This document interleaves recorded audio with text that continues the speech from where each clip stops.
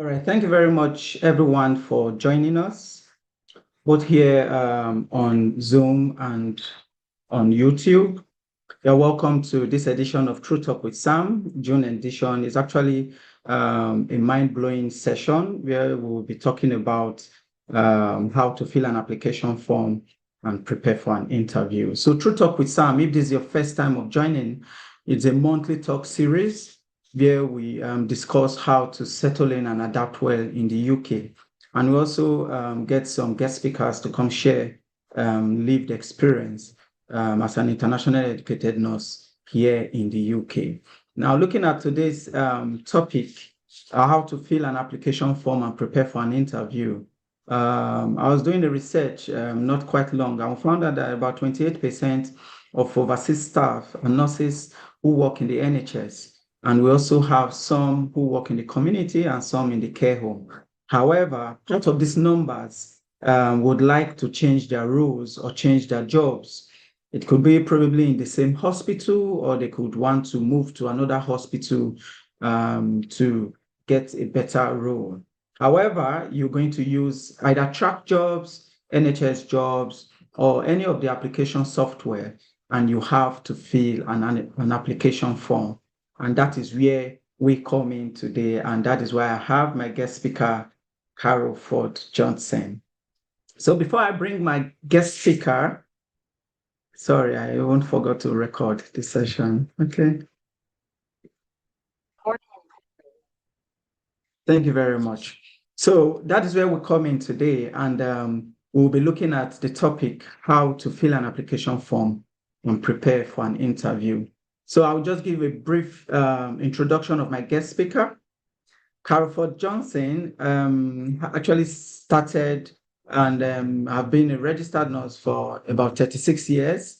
She initially worked as a neurology ward sister and clinical development nurse.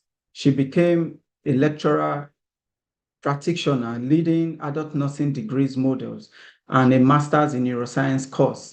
Carol is a divisional recruitment and retention nurse lead in the Oxford University Hospital NHS Foundation Trust. And this role involves leading recruitment and retention initiative to support all levels of staff.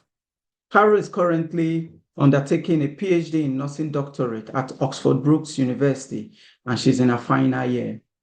She has published 2 books to support nurses' development and runs a YouTube channel to assist nurses' education with lots of free video resources. Actually, I got to find out about Carol when I was preparing for one of the interviews. And to be honest, your resources on YouTube are amazing. So here, ladies and gentlemen, please make welcome Carol Forde-Johnston. Over to you, Carol. Thank you very much, Sam. What I've done, I've prepared a few slides and I wasn't sure. I think there's all different levels of nurses and maybe healthcare assistants, Sam. So I'll go through the slides, and then obviously if anybody's got questions or I haven't covered something, then I can answer questions at the end, if that's okay. That's all right. That's fine. Yeah. So I'll just share my screen and then hopefully it'll work. From the beginning. Let's have a look from the beginning. Is that working okay, Sam? That is working fine. We can see your screen. Oop, sorry. So I'm going to go through some top tips for nursing applications and interviews. I just wanted to check, Sam, are they all nurses or healthcare assistants, or is there ODPs or other sort of people potentially, like porters, for example, or is it mostly? So I think it's basically nurses and healthcare assistants. Okay, lovely. Yeah. Great. So just a little bit about me. I am been a registered nurse for quite a long time now, and I'm really passionate about helping people with interviews and developing their careers. And I started my career off quite badly in the 1980s, and I failed my nursing finals, and I found it quite difficult in interviews. So as Sam said, I've written a book on how to prepare for interviews and develop your career, but I do a lot of talks about career development, and I had to really prepare for my interview. So I like to sort of share some of that information today. As Sam said, I've also got a YouTube channel, and it's got lots of free resources on there as well. And I didn't let failing my finals stop my career. I kept going, and I'm doing a PhD now in my 50s. I don't know if I'll finish it, but hopefully I will. So if you're interested in research or anything like that, do contact me if you're interested in that as well. So looking at applications, um, what are employers looking for? And I think it's helpful to think like the employer sometimes. The first thing is, as Sam said, we have a track system. And so the applications are online, and you can't really put an application in late. It won't let you, the system won't let you. So it's very important that you find out what the date is and the time is for an application. So that's the first thing. And that you meet the criteria for the application. So in the UK, we have essential criteria and desirable on a person specification. So it's important to read the application that you're going for, if it's a healthcare assistant job or an apprenticeship or a specialist nurse role. If you don't meet the criteria, you won't be shortlisted. So it's important to drill down and look at the essential and desirable.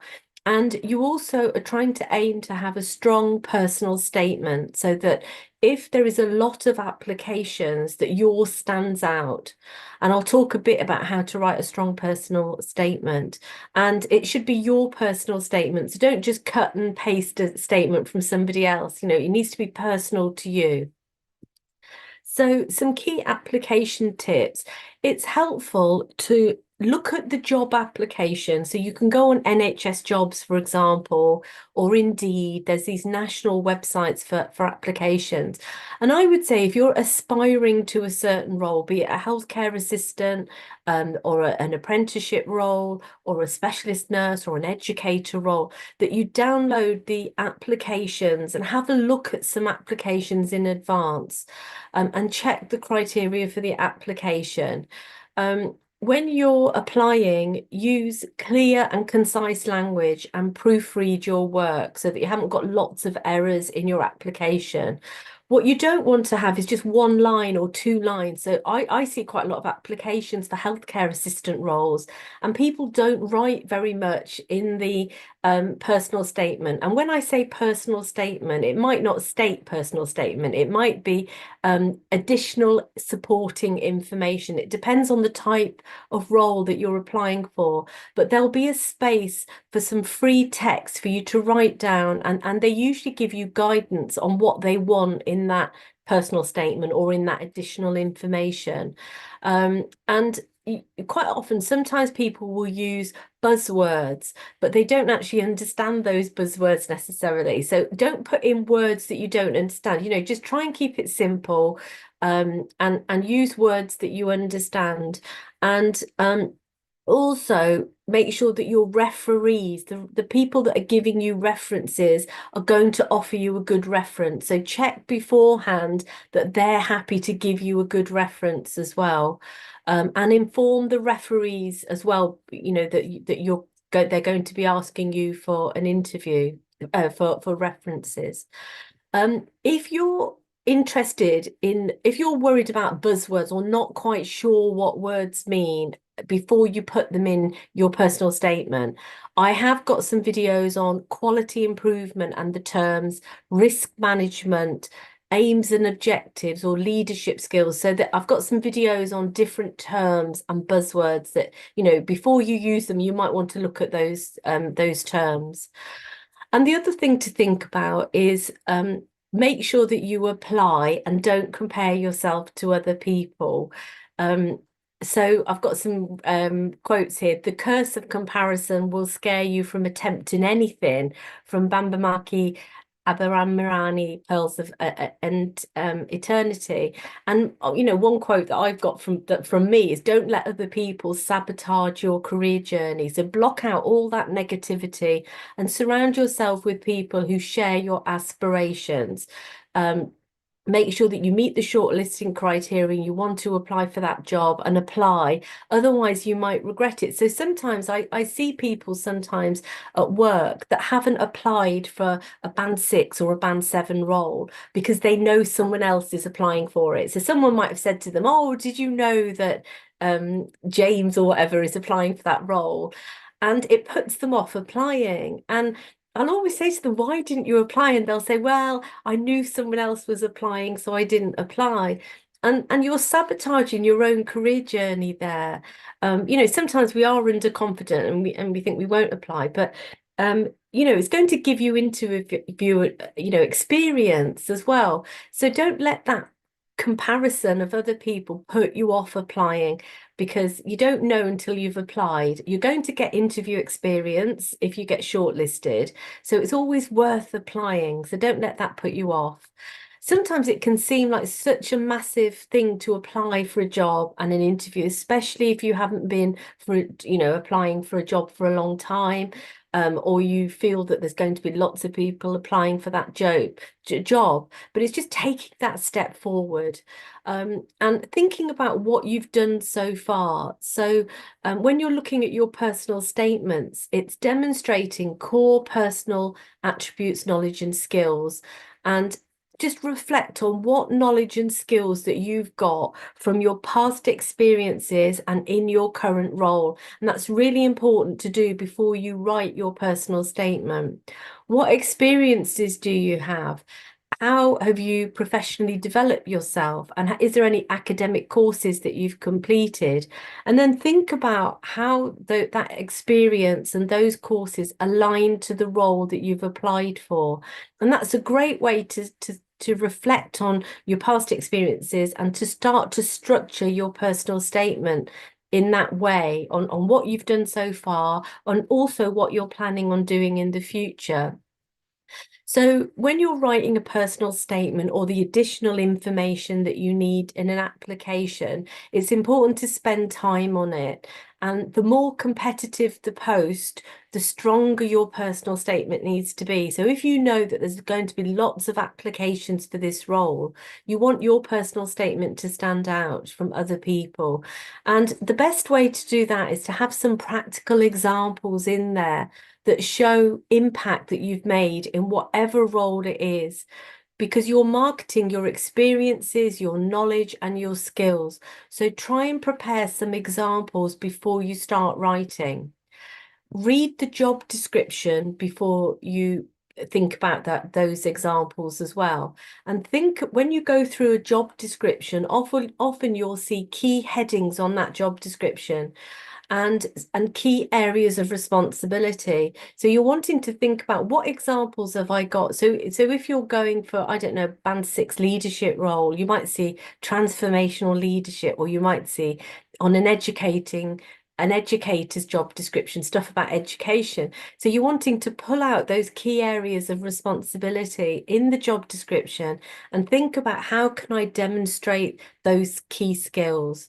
It's also important to look at the employer website and the mission statement and think about the key values that you need in the National Health Service, for example. If you can, book an informal visit, and you can state that on your personal statement as well.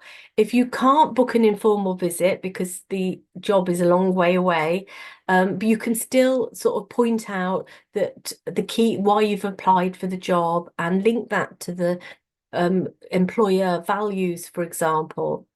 So in Oxford, we've got employer values such as respect. We've got our mission statement that looks at respect and compassion. And most employers will have a mission statement or key values that link to the NHS values, actually, usually. But it's helpful to sort of bring those out in your personal statement if you can. So summarize key areas. Once you've done that bit of background reading, you've looked at the employer website, on the intranet, you've looked at the NHS values, you've looked at the job description, you can draw out some key areas that can go in your personal statement. And it will also help your interview preparation as well. So doing that preparation really helps. So when I'm talking about these key areas. It depends on the job you're applying for.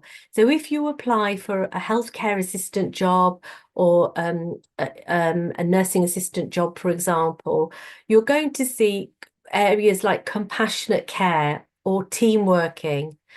If you're going for a more of a leadership role, you might see transformational leadership, you might see compassionate leadership, you might see collaborative team working, quality improvement, service evaluation, promoting high standards in the role, which links to risk management as well, and auditing.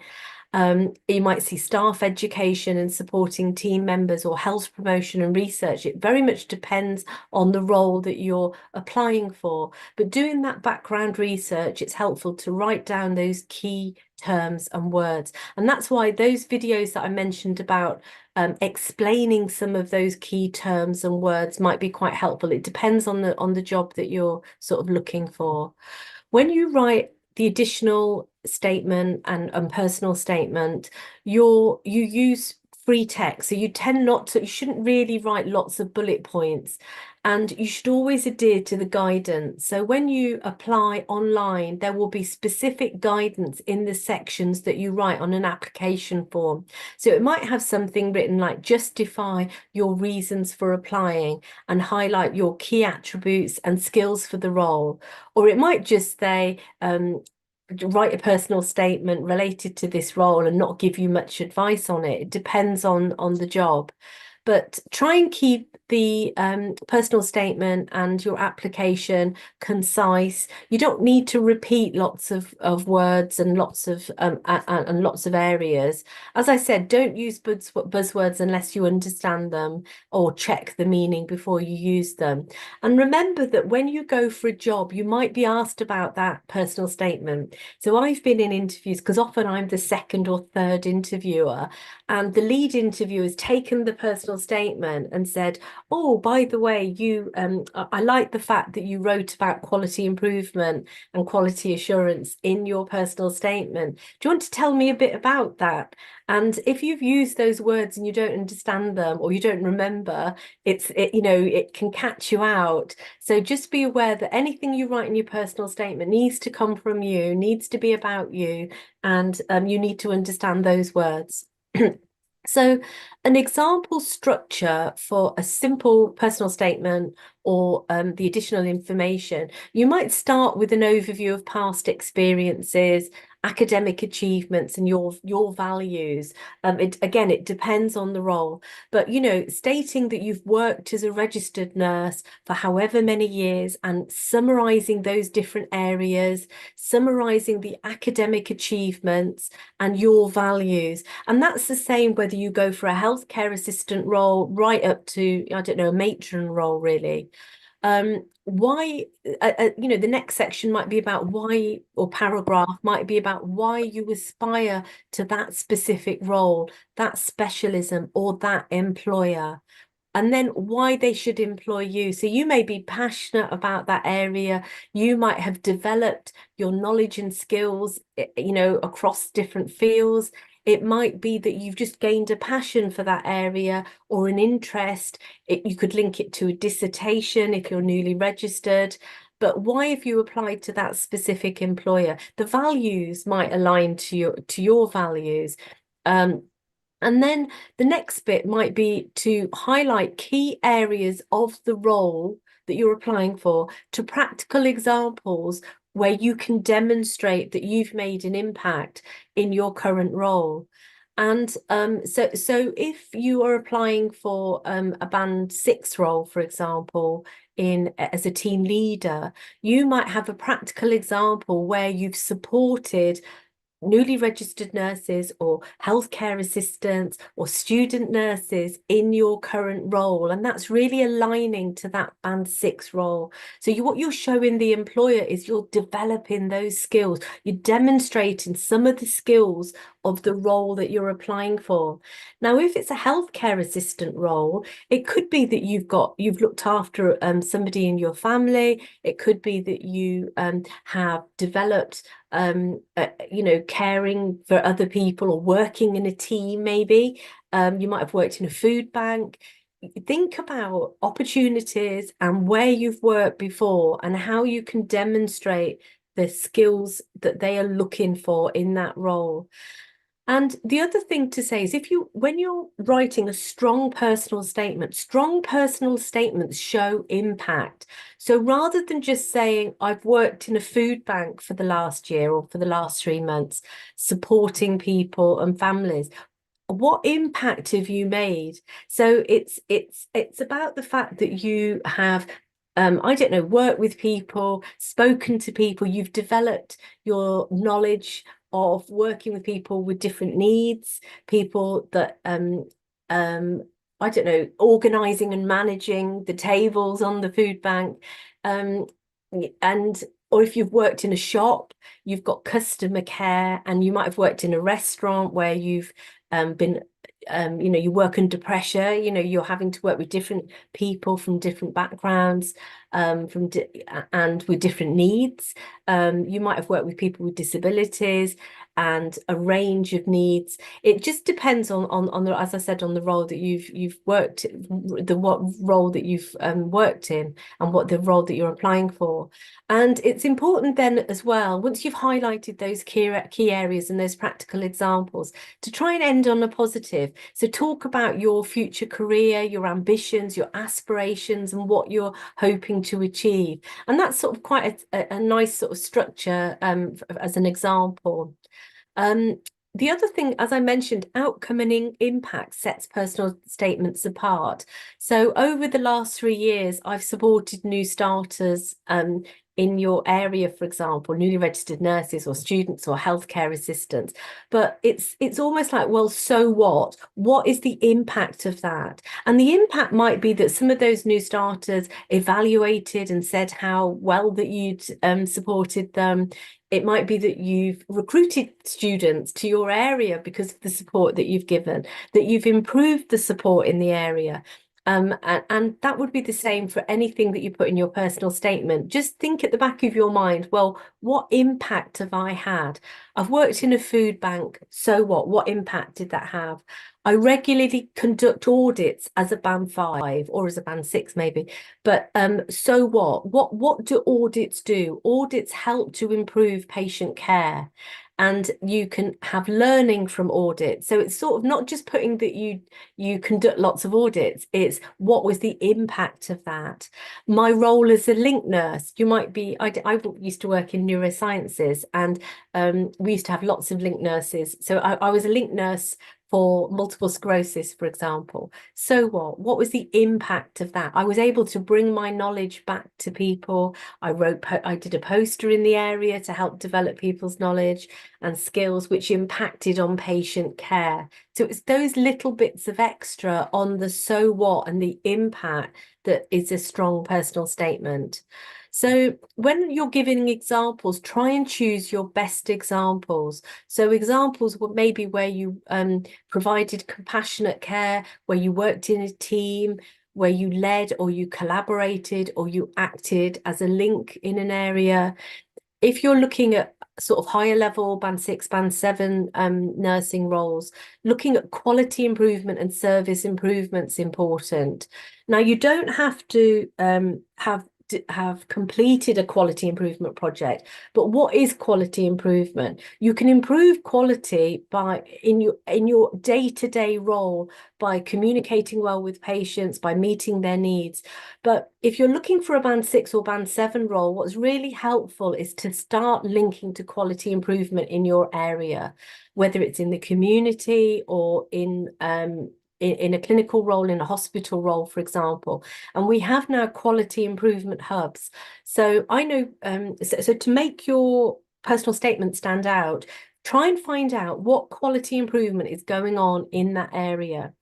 You could link to ward managers, for example, and when you have clinical incidents in areas, every month ward managers get details of those clinical incidents, and they have to turn them around and to make sure they don't happen again. They get audit data every month.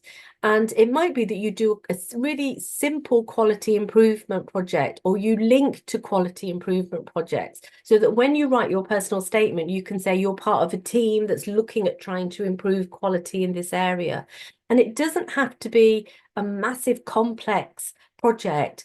We had some of the best quality improvement projects are those that relate to patients where you've just made a change in practice. So it could be to do with the times of visiting times in areas. It could be improving the day room in an area for patients. It could be something to do with the staff room, and it can be so many different quality improvement projects out there. But getting involved in quality improvement across the UK, we have quality improvement hubs, and on your websites, in your hospitals that you're applying for, in the community settings, look up quality improvement. Staff education of any groups or starters. And, I've had some people come to me that say, oh, I wasn't shortlisted.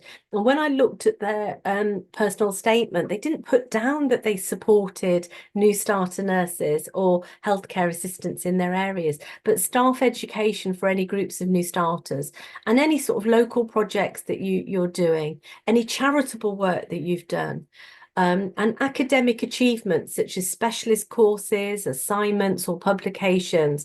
And obviously, as an early career nurse, or if you haven't started in the NHS yet, you might not have publications, but it's something to think about as an early career nurse, of whether you can look at doing some publications.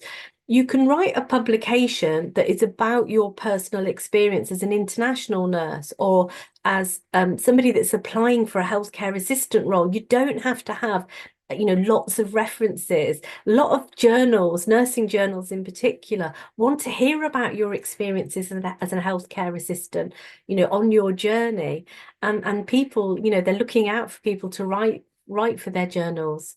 And then initiating a forum of support, or developing an area of practice that you're interested in. So aligning your development to future roles. When you look at nursing, there's 4 key areas for advanced practice: leadership, education, clinical practice, and research. So whichever role you're applying for, it would be looking at developing your knowledge, your skills and understanding in those 4 pillars of advanced nursing. Will help you in any job. Taking available opportunities. So we have fellowships, bursaries and scholarships across nursing roles, and also for healthcare assistants.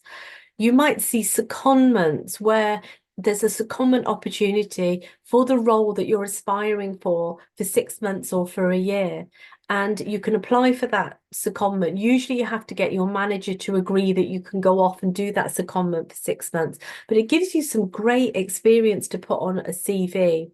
And then looking at modules, degrees, apprenticeships, and master's level eventually.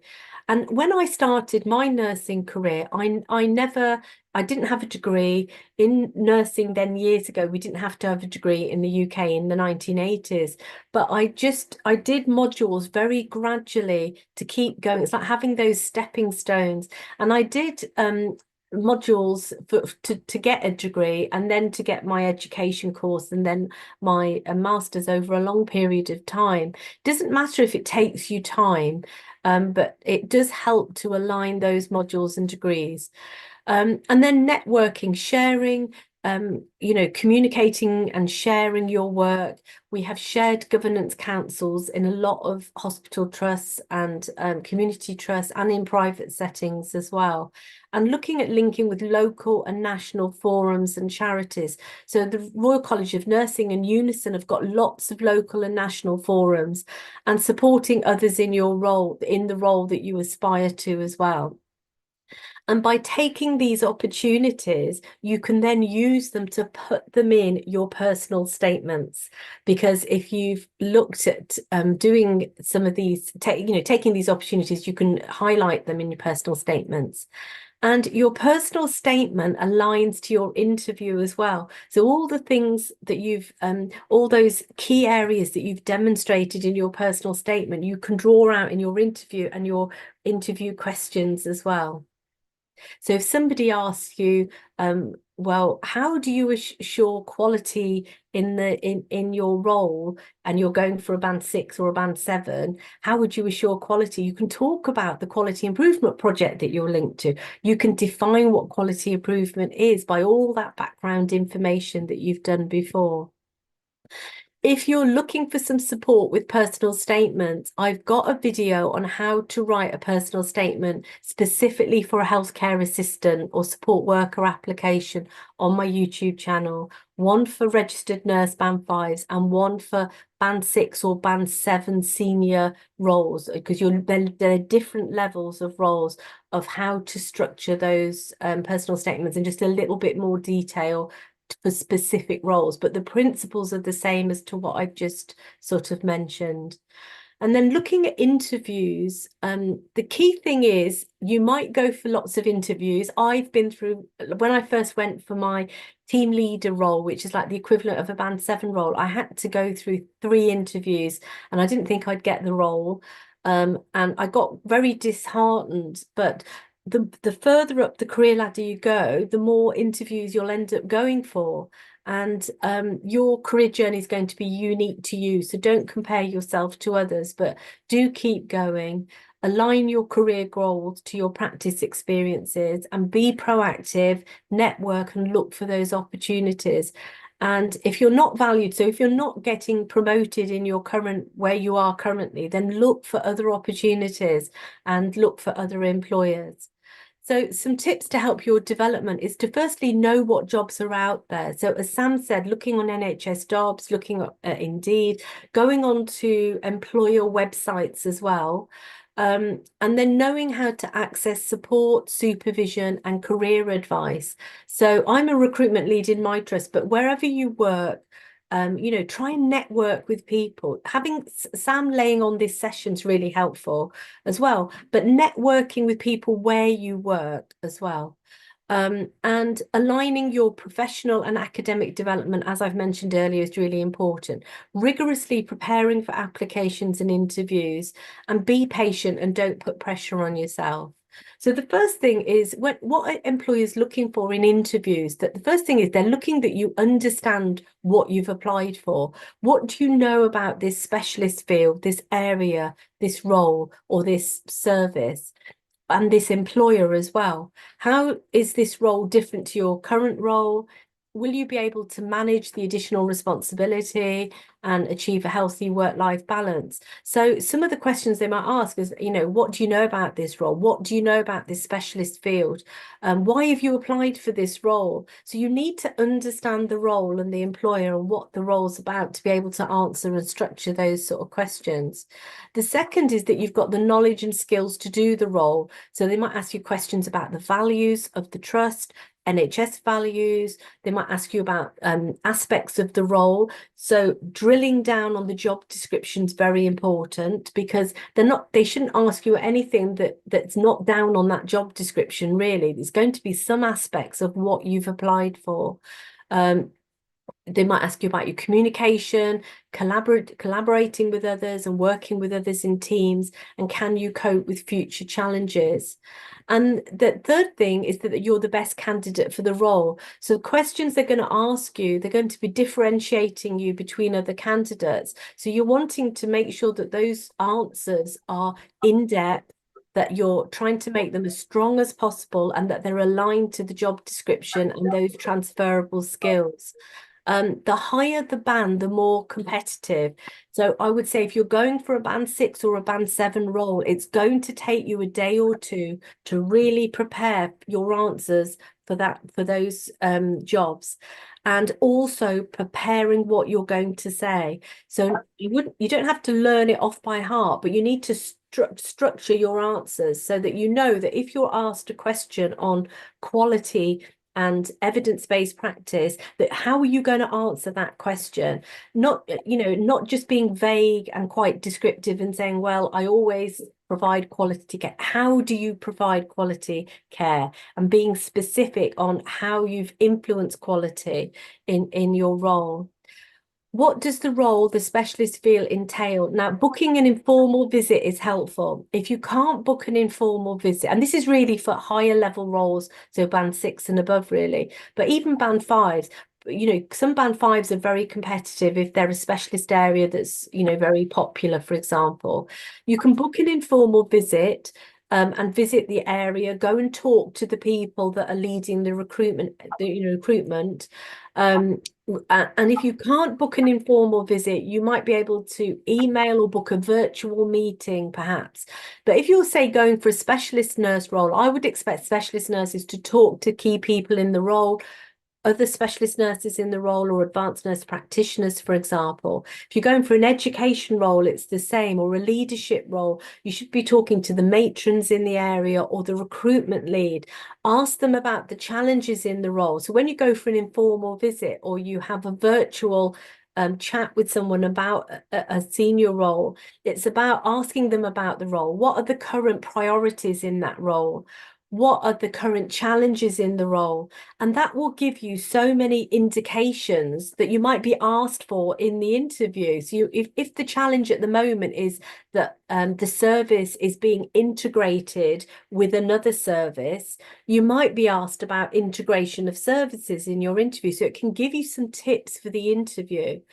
And reviewing the employer intranet's important.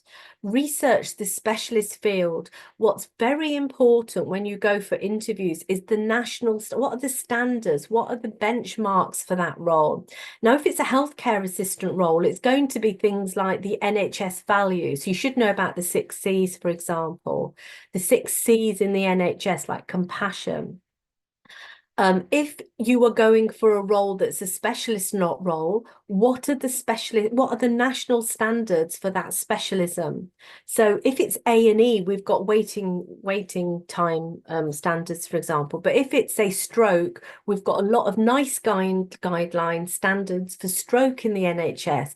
So you need to know that there are those standards, there are those national benchmarks for that role. If it's education, we've got educational standards. So we've got the Nursing Midwifery Council standards. And that really sets you apart from other candidates when you really understand the benchmarks, the standards, the national guidance and frameworks for the role, the apprenticeship. You know, whatever role you're applying for is going to have a certain level of standards and benchmarks. Talking to relevant, experienced staff in the role as well, and book meetings as soon as possible. So if you see a role that's come out, you don't want to leave it to a week or 2 weeks later to be ringing people or to try and book informal visits. You know, you want to be booking those meetings as soon as possible, and it'll help you gain insights for your interviews. Some of the key health terms and definitions are important. So if you're applying for a healthcare assistant role, for example, and somebody asks you about compassionate care, well, what's compassion about? Compassion is about putting yourself in someone else's shoes. It's about respecting choice. So if you're asked a question about compassionate care, you need to done a bit of research about compassionate care. If you're applying for any sort of leadership role, band 6 or above, you're going to be probably asked something on clinical standards or quality or clinical governance, risk assessment, audits, or evidence-based practice. If you're going for a specialist nurse role, you're going to be asked about national safety standards or professional standards. You might be asked about band 7s, you're going to be asked about key performance indicators. And you should know what local evaluations, what audits have been done. And this data is quite, you can Google it, but if you already work within an area, you should, in a hospital trust, you'll be able to get that data, you know, quite readily online. And national risk assessments and incident reporting tools and guidelines. And that, again, will set you apart from other candidates. If you work internally, so if you're applying for roles and you already work in that with that employer, you can ask the managers, you can say, you know, what are the current key performance indicators? how are we performing now, comparatively and nationally? What do our local evaluations and audits show? What do our local risk assessments show and our incident reports? And that's really helpful. And another aspect of the role is to understand the roles and responsibilities of everybody in the team in case you're asked in an interview. So if you're asked about collaboration and teamwork, or you're a team leader, you're going for a team leader role, you should understand, what sort of roles in that team am I going to be leading? And sometimes people forget about all the different types of roles. So if you go for a band 7 role, often you are responsible for admin and clerical roles, and you're responsible for nursing associates, healthcare assistants, all different types of roles. But people tend to, will focus on registered nurse roles, for example. So you need to really understand the amount, all the different roles that you're responsible for. And also when you talk about education, it's interesting because in interviews, sometimes I know the person that's being interviewed, and sometimes they'll say, oh, an interviewer will ask them about the types of learners in an area for an education role. And again, they'll focus on student nurses and newly registered nurses. And they forget that they've also got people that are having apprenticeships, they've got nursing associates and healthcare assistants. You really are educating all different levels of nurses in your area. So it's helpful to think about those roles and responsibilities. And the other thing is you might be asked a current hot topic, or topical issue within a field or profession. So, when we had COVID pandemic, we were asked about virtual working, for example, and we're asked a lot now about staff well-being, but it could be any contemporary practice related subject. So have a look at what's going on in nursing at the moment. And another thing to do before you have an interview is to reflect on the key differences between your current role and the role that you're applying for. And what's the difference between a 5 and a 6, or a 6 to a band 7, for example, and what you expected to deliver in the role that you've applied for. Are you responsible for budgeting, staff establishment, delivering teaching, or caseloads, delivering caseloads? It depends if you're in the community or in a hospital. As I said in relation to your personal statement, preparing practical examples is helpful and aligning them to the role. So it could be leadership and management, it could be compassionate care, it could be improving quality, it could be practice or research or supporting others. And if you've got any key achievements, awards or challenges that you've overcome, I did an interview recently with somebody who had looked after a family member who had died, and overcoming the challenges and talking about compassionate care and the story that he had gone through with his family was really insightful. And it doesn't have to it doesn't have to be winning a national award. It can be overcoming a challenge that to do with lots of different areas in your life. And the key tip really for success in interviews is preparation and practicing your interview answers, structuring your answers. Try and arrange a mock interview if you can with somebody. If you can't, just practice the answers with a family member. Think about, in this interview that I'm going for, I'm probably going to be asked about, I don't know, if it's a healthcare assistant, about caring for somebody, compassionate care, working in a team. How are you going to balance life? It can be quite challenging. How are you going to deal with working with different people, people that might have different needs? If it's a band 6 role, it might be about dealing with team dynamics and two people might have had some conflict in a team. How are you going to manage that conflict? So there's going to be certain questions that are likely to come up.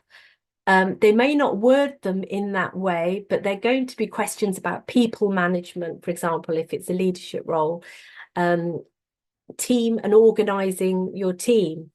And by doing informal visits, by looking at videos, looking at, there's lots of Royal College of Nursing, Unison have got lots of example interview questions potentially, but there's some key themes that might come through, and trying to practice those answers beforehand and structuring your answers is sort of helpful. And then learning from failure. So if you're not offered, get your feedback from the interviewers. And sometimes interviews don't give you lots of feedback. So sometimes, it's having some questions prepared to say, could you indicate some of the answers that I could have answered better or structured better? And to try and get some feedback from the interviews is going to help you in the future. As I said, aligning your past and current experiences, allowing time to prepare for your interviews. Don't presume the job is yours. If somebody says, oh, sometimes people will say, oh, you should get the job is yours, and they shouldn't say that. But you might feel that the job is yours because you've been there for 10 years. If you were shortlisted for a job and there's 5 people shortlisted, you all have an equal opportunity for that job. And it's a point system usually on interviews. If 2 people points are the same, then they will look at experience. But it does go on what you say in the interview as well, if they use value-based interviews. And different employers have got different criteria for their interviews, but it's usually on a points-based system. And as I said, do ask for interview feedback if you're not offered the role. If you want some advice on some interview potential questions, I've got lots of videos, as Sam said, on different types of roles and different career pathways. I'm just open to any sort of questions now, really. I don't know if anybody's got any questions or you want to contact me for any questions. I'll just turn that off now. Ooh, to try and... Thank you very much, Carol. It's quite an extensive presentation you did. Actually, somebody even asked for your YouTube channel on the chat. If you could just pop it there for everybody to. Yeah, if you just put Carol Forde-Johnston, you'll find it, because there's no other Carol Forde-Johnston. You're the one and only. Yeah, one thing I was going to say actually, Sam, is I did a mock interview with someone recently, and she'd gone for 3 interviews and hadn't got them. And the key thing she said was she got really stumbly in the interview. And I gave some questions to her, and she'd got the knowledge and skills, but she couldn't get it across. So what we did was we worked on structuring your answers so that you really sell yourself in the interview. And I think that's the key, I think, for interviews, is that you think about the questions you're going to be asked and try and think about demonstrating those examples where possible. And it's also about developing yourself so that you've got those examples. So linking with quality improvement, trying to do a bit of teaching in the area, for example, before you go to the interview. So you've got those examples as well. So I hope that makes sense. Yes, thank you very much, Carol.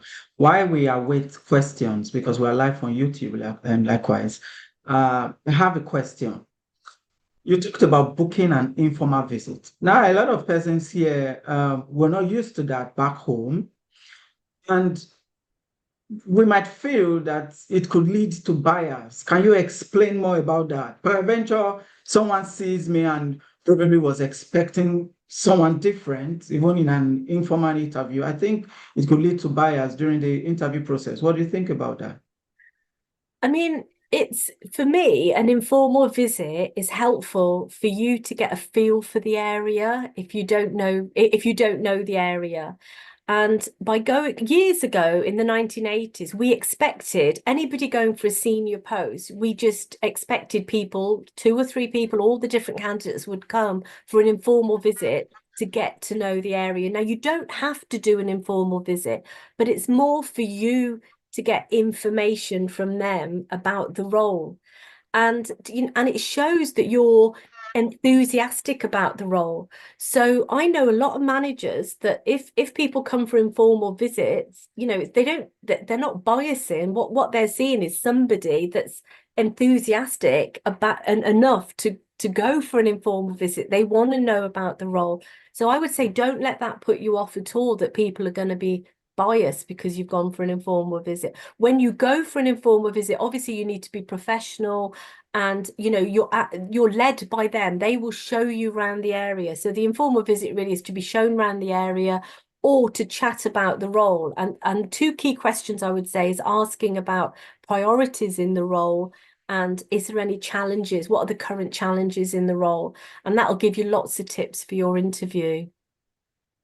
Thank you very much. There's a question here. It says, I'm really curious and confused because I've had 5 interviews already, and Oh, in all, they keep giving me feedback of having stronger candidates. I usually oh, prepare well using the job description, values, and personal and person specification, and as well give examples to support my answers. I still don't get the feedback of stronger candidates. In fact, I got a feedback of being impressed with my performance, yet I wasn't given the role.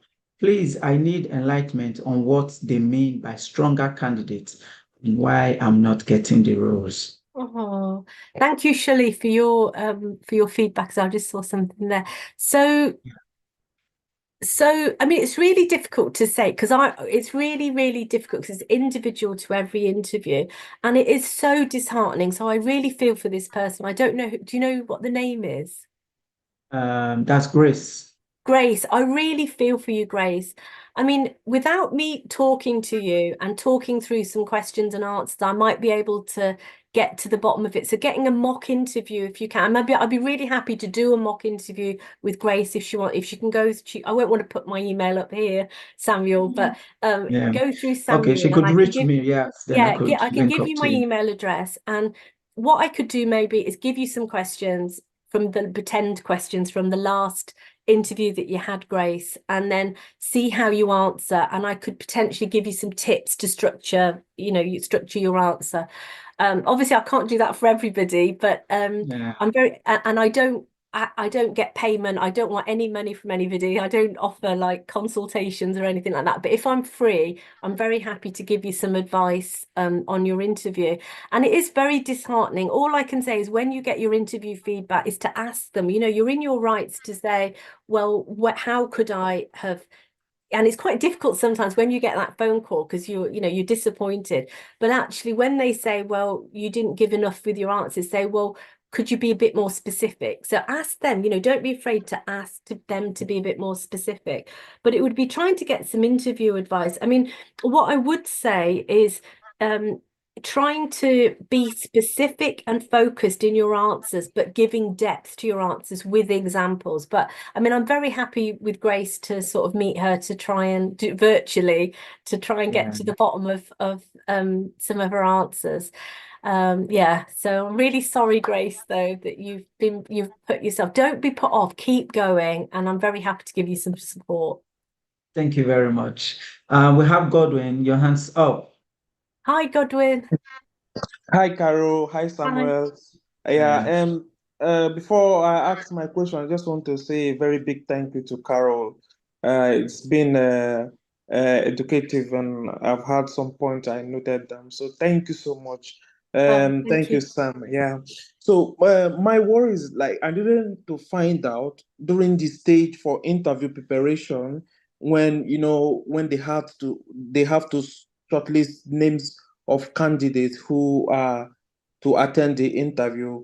I want to know if, apart from the supporting statement, how did they these interviewers, how did they make sure that the remove bias and maintain, like, make sure that, because in my word, I there was an interview, so where the unit where I work, so the shortlisted candidate for the Band 6 role, and I was surprised I wasn't shortlisted, but I believe I have ticked all the boxes.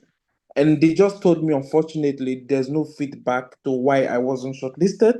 So, but for within me, I knew that there's going to be like something like a favoritism there. So I want to find out if I'm going to be shortlisted an interview for someone who applied for that interview, is there a way they know who applied for such interview?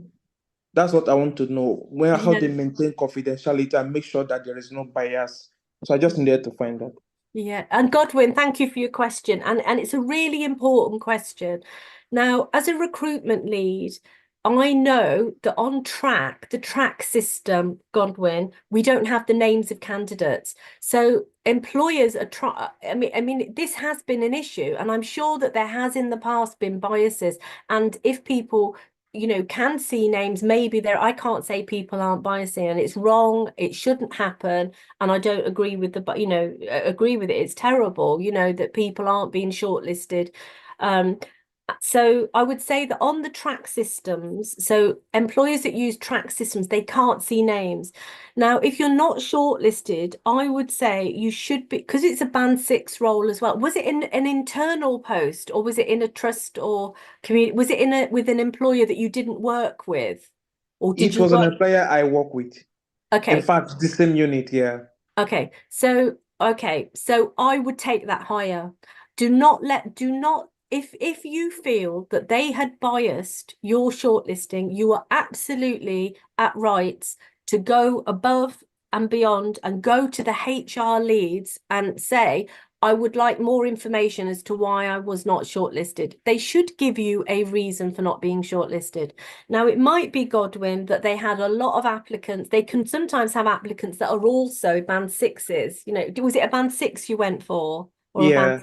Yeah, so it might be that they, sometimes they have band 6s that have applied across, or that might have, but if you met that shortlisting criteria, I think you should ask, go to, and there should be people above that you can ask as well, and you can go to divisional nurses, or do you work in a trust or a community Yeah, I setting? work in the church.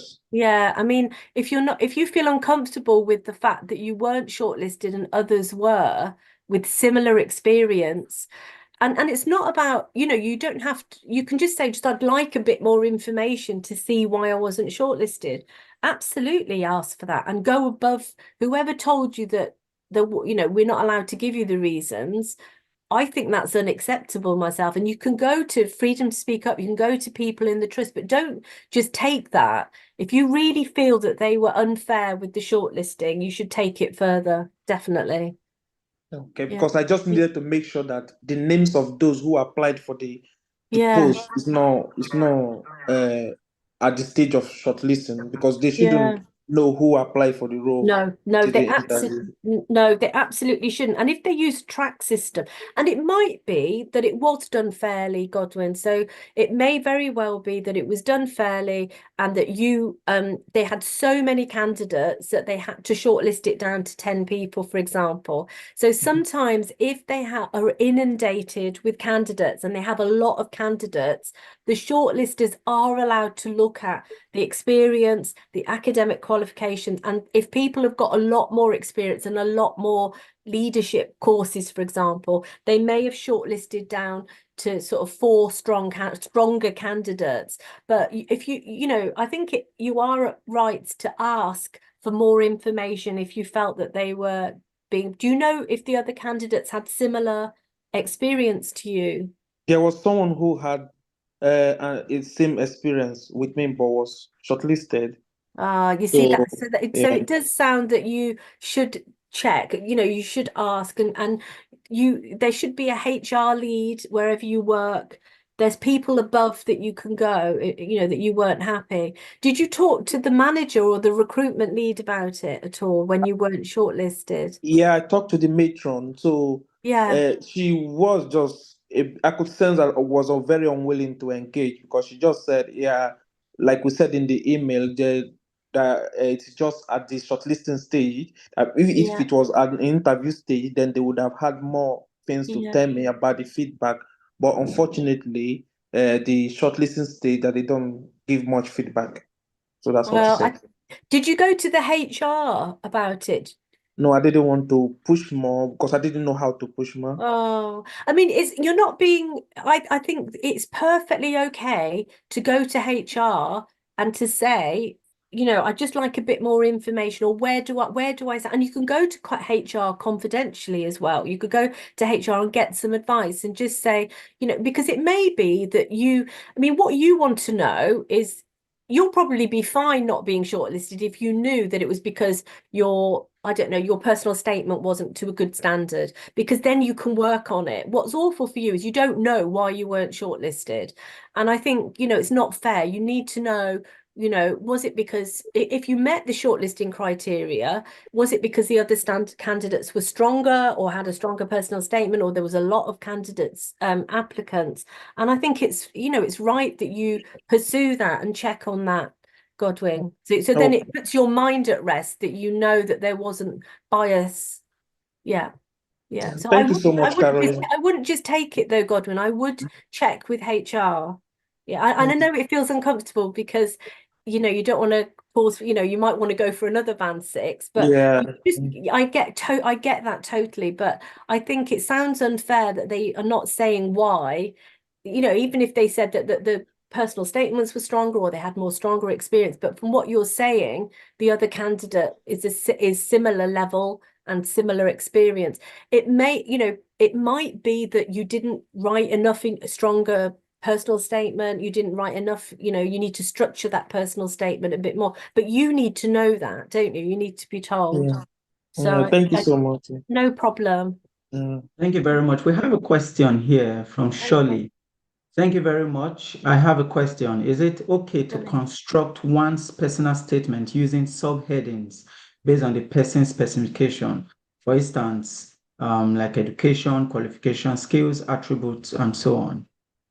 I mean, what I would say, Shirley, is usually they give you guidance in the application. So they usually will give you tips and guidance, but you don't normally put bullets, and you write it more like in paragraph form. If it helps you, put those headings, write the paragraphs, and then take the headings out. So you're theming I mean, it's not a problem to do that, but quite often they want free text paragraphed, and employers don't always want lots of bullet points. I don't mind having people having headings bullets, so long as they're that is free text written in paragraphs and it's not all bullets. But so it shouldn't matter if it's just bulleted headings, but you don't really need the bullets in if it's saying write free text and just giving you some indications. So all right. Thank you, Hannah. You have the floor. Hi, Hannah. Hello, I'm Hannah speaking from Ghana. I'm joining from Ghana. What time is it in Ghana? Okay, it's 5:02 a.m. 5:02 p.m. Sorry, 5:02 p.m. Oh, welcome. I didn't realize people from Ghana were here. I thought it was more UK. Yeah. Thank you very much. So I've been applying on track jobs. I have I think over 90 applications, and I've never been shortlisted before. I want to know, while I apply on track jobs, they have some filters. Let's say, are you an employer of this trust, or have you worked in any NHS trust before? Do those filters appear? Do they filter our applications with those filters? So let's say they want somebody who is already working the NHS. Before they get to see my person specification already, do they filter those things to shortlist it to those who are already in the NHS, or those who are already in the UK, or those who already have right and visa to work in the UK already? That's what I want to know, please. Oh, and I think it's so different across employers, and also it links to what the government is saying at the moment with overseas recruitment. So we've had a lot of nurses apply from international that want OSCE preparation. So they're registered nurses in a wide range of countries, and prior to sort of last February, I think it was, we used to support the OSCE assessment. So that enabled them to get visas. We used to sort the visas and everything. But because of the visa rules, I think some employers have got that drop down now of whether you work or in the UK or not. And I think you're just going to have to keep an eye on different employers. Different employers have got different rules at the moment, but it's interesting that you're saying that. Is it getting a lot? Have you been applying for a long time or just recently? Because it may change in the future. We're getting there may be a new political party. I don't know. We've got elections going on at the moment. So the rules change all the time. Yeah. Okay, so I think I started applying in April Yeah. of this year. I started applying in April of this year, and I've Yeah. not had any positive feedback so far. No. Have you tried for a visa yet to come to the UK, or are you waiting to see if you get a job first? Because I know the rules are I different in every country, aren't they? Yeah. Okay, so I was informed that getting to the latter part of the year, normally employ Oh, we people from international fields or people in the international, like international midwives or overseas staff. So I was advised to wait towards the end of the year. If I don't get any feedback, then I'll try and work on doing the self-sponsorship Yeah. program, Yeah. like Yeah. trying to apply for everything, come and do the whole thing your on my scheme. own. Yeah. Yeah, that sounds like a really good idea. And I think the issue that you've experienced is down to the government rules as well, that that it makes it a lot harder. Would you say, Sam, as well? I mean, I don't want to. Yes, I think you are very correct. So I think Yeah. the government rules is actually applying to this. And Yeah. secondly, you also need to read the advert very well, because some employers don't need people who are outside the UK. So I think that still boils down to it. But you are correct, Hannah, because they do really filter those stuff. So when they ask you, are you currently in the UK or you are outside? They then filter it to reduce the number of applications that they do have. So I think it also boils down to that. Yeah. Okay, thank you very much. Thank Oh, good you. luck, Hannah, anyway, in the future. Thank Keep you. trying. Thank you And so I think the advice to you to try again at the end of the year, because we've got elections going on, and I think the much. rules will change. So just keep trying anyway. Good luck. Okay, thank you so much. Thank you. Thank you very much. So we have a comment from YouTube from Oriyomi saying it's quite insightful. Thank you, Carol. Oh, thank you. Thank you for the lovely comments, all of you as well. And I wish you all success in your careers in the future. I hope I wasn't too waffly. No, no, it's all right. And at least we have a lot of questions here. Somebody's asking if submitting an application on weekends, if it affects the chances of being shortlisted, even though you applied early.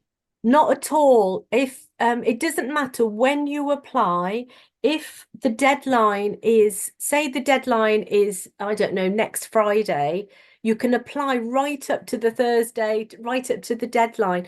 The shortlisters won't be looking at when you've applied. They look at everybody they look at each of those applications after the deadline. So it does not matter at all. So that doesn't matter at all. It's about getting a quality personal statement in and writing that getting that application done accurately. So don't worry if you're doing it the day, obviously you want to try and spend as much time as possible, but it doesn't matter when you actually submit the application, so long as you do it within the deadline.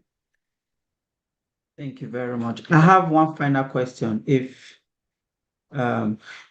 now you during your presentation, you talked about you not applying for a job because you felt someone else must have applied. And it also boils down to the bias we've been talking about. So in a unit, for example, and a band 6 role comes out, and you already sense or you have the feeling that this role is being reserved for someone. Yeah. And probably just as Godwin talked about, you then apply and you're not shortlisted. It's really quite disheartening. Yeah. So how can we really remove bias from it? Because someone applying for a job 5 times and not really getting it, someone applying for 3 times, you could just say, think I'm done. What would Yeah. your advice be? I mean, it's really difficult. I mean, I've been there myself with applying for jobs, and then and I've been there a long time and someone else got the job, and it was favoritism. And there, you know, I'm not going to say there isn't bias out there, because we all know that there is. At times, it just depends on the situation and the employer and the role. What my only advice would be, and I've supported lots of people that have felt that, is to make it so hard. Either you leave, so if you know that it's like that, do you want to work with somebody like that? If that's not given you the opportunity, they don't deserve to have you working for them. You know, you're all special people. We all go into nursing to do good, and if they're not supporting you, it's almost like, well, go somewhere else. You know, you get to a point where you think go somewhere else. Or you make it so hard that they can't not give you the job by developing your career, by educating yourself, by linking to QI projects. You have such a strong application that in an interview you've got so many points in your interview that, you know, you smash that interview. Is the other thing, that you give strong answers, you know, at your interview. What I would say as well is, when you think there's bias as well, it might be that you are not answering those interview questions to us, you know, in depth enough, that you think that, you know, sometimes it can be that you're going through the interviews, but you're not giving depth to your answers. And it shouldn't just be about how you speak in an interview. But I know that when I started my career and I was getting interviews, I was not good at speaking in interviews. Obviously, I've had years of experience and I've developed my teaching skills, but I am not a natural. I can't just go into an interview and answer those questions. I have to do lots. Even now, I would have to do preparation. Some people naturally can speak very well in interviews. Might not be the right person for the job, but they can speak in an interview. And it is a skill to be able to give give good answers in an interview. So by preparing, and it's what you do before your interview to inform that personal statement as well. And, you know, doing linking to QI projects, linking, you know, practicing your answers, and I don't know, networking with people, going on forums. You're going to inevitably be developing those skills. Grab those opportunities for scholarships, you know, and then they can't say no. I suppose that's the only thing. It's either to leave, try for another area, or to smash that interview and that application, I would say. I like that. I like that closing part. You actually make it difficult for them not to give you the job. Yeah, I like that. Thank you very much, Carol. Okay. It's been an insightful presentation. And hello, everyone. I want you to go on YouTube, subscribe to Carol's YouTube channel, and also subscribe to True Talk on Sam. We hold this every month, and we will definitely get more insightful, more informative topics every month. Thank you, Carol, and I really appreciate you. And I will link up with you with Grace so that we could sort Grace out. Hopefully, Grace, the next one, hopefully we'll get you through the next one. I can't say that you're going to get the next one. You know, you just never know with interviews, but I can definitely give you some support and see, you know, and we can book a virtual meeting or whatever. So that's fine. Thank you very much. Link us, Samuel. Okay, take care, all of you. Thank you. Take care, everyone. Thanks. Bye. Daddy, look. Daddy. So start to talk on Sam.